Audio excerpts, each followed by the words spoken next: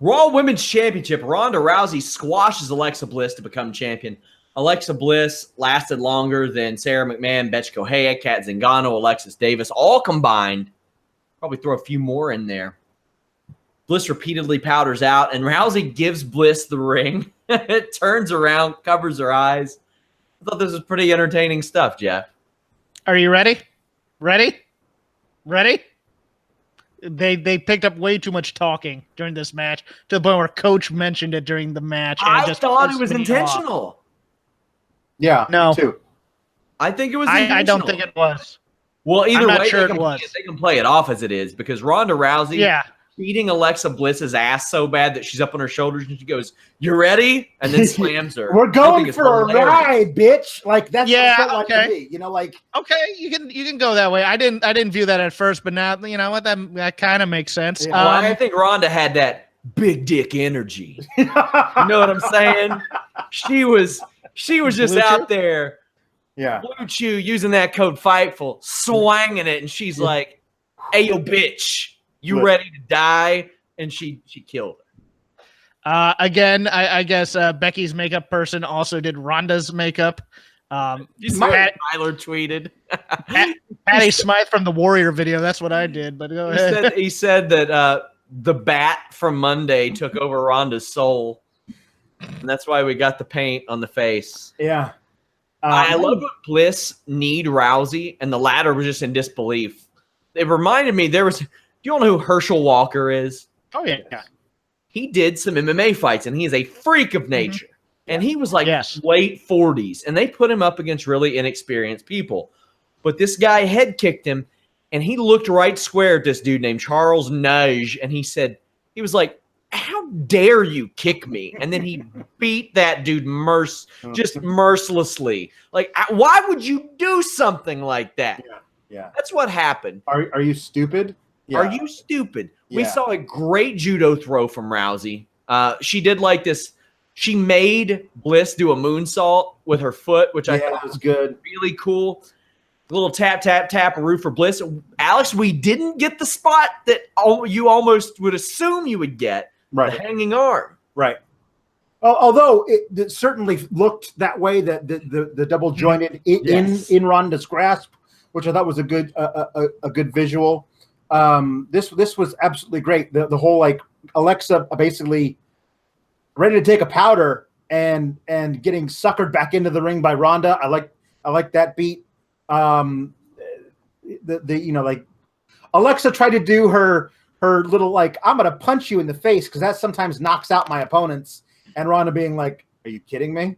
That was great. All this stuff like that spinning Samoan drop thing that she does, like the velocity she can get on that when she's doing it to somebody Alexa Bliss's size it looks dangerous. Like it's like that's the thing about Ronda Rousey's matches. I always feel like there's a chance she might accidentally kill somebody, and it certainly makes it more compelling to watch.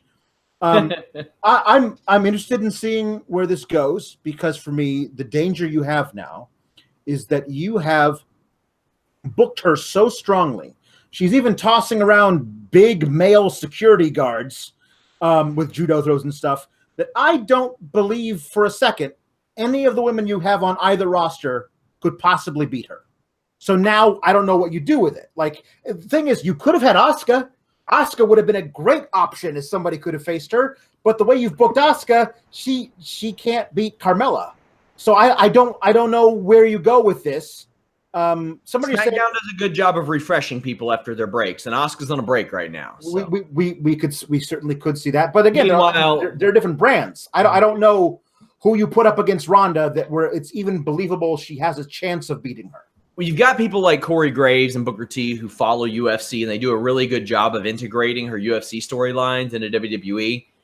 I would really play up that you never know who will be her Holly Holm. You never know who will be her bad matchup. Ooh. You never know. And, I mean, my God, they're running a show in Australia. That's the same city where she got knocked out by Holly Holm. Not the same venue, but the same city. I don't know how you don't play that up. Her history there, and you just never. Holly Holm. Anybody who watched Holly Holm train or fight knew that she treated every opponent until Ronda Rousey like they were Ronda Rousey, regardless of their skill set. She would fight like it was a practice session for Rousey. And I think Graves and Booker T would be able to convey with their knowledge that maybe there's a striker on the roster. Maybe that's Rousey's weakness. Maybe not compared to Alexa Bliss, but somebody else. You never know. I mean, you got all kinds of people interested in joining WWE now too, and she seems happier than she's ever been. Also happier than they've ever been seem to be the Bellas, who for some reason celebrated with Ronda Rousey. Natalya, I get, and her coming out in the Anvil's jacket was a great touch. Great touch. But it's like, wow, I wish there were 3 women in Brooklyn right now that would make sense for Rousey to celebrate with after her title win. Oh, let me jump in on this one. Go, Jeff. I could see Vince's brain working. Go, let's do that NXT horsewomen thing, except with people that other people know.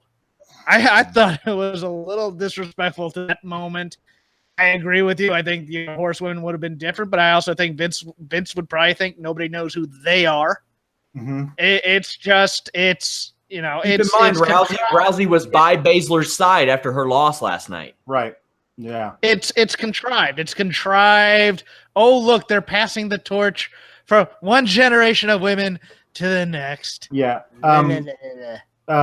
Somebody was saying that what they should do to have somebody face Rousey is bring up Shayna Baszler, and I was like, while I would like to see that match, that's not the story they appear to be telling. And Jessamine Duke tweeted after the Becky heel turn, quote unquote, that this isn't the real 4 horsewomen would never turn on each other. I think they're going to try and figure out a way of making the story be that Bayley and Sasha have been on again, off again enemies. Becky and Charlotte basically hate each other. So can those 4 real wrestlers who have a lot of experience coexist against these 4 relatively inexperienced women who are an absolute cohesive unit? That could be the story that allows them to do their 4-on-4 match. I just don't know if you can get that put together by November for the Survivor Series. But I think that might be the story they're trying to eventually tell. I would go, depending on the status of tag team titles. Right. I would go Sasha Bayley. I'd go Charlotte, Becky at Evolution. And I don't see why you couldn't do 4 horsewomen against 4 Total Divas women. Yeah. And get them a little more comfortable to working with each other. And I mean, they've spent time around each other. For the love of God, I know that Shayna got some work in with Nikki Bella years ago. They would work together, but we'll see. I thought this was a great squash, much better than Ronda Rousey's Raw debut.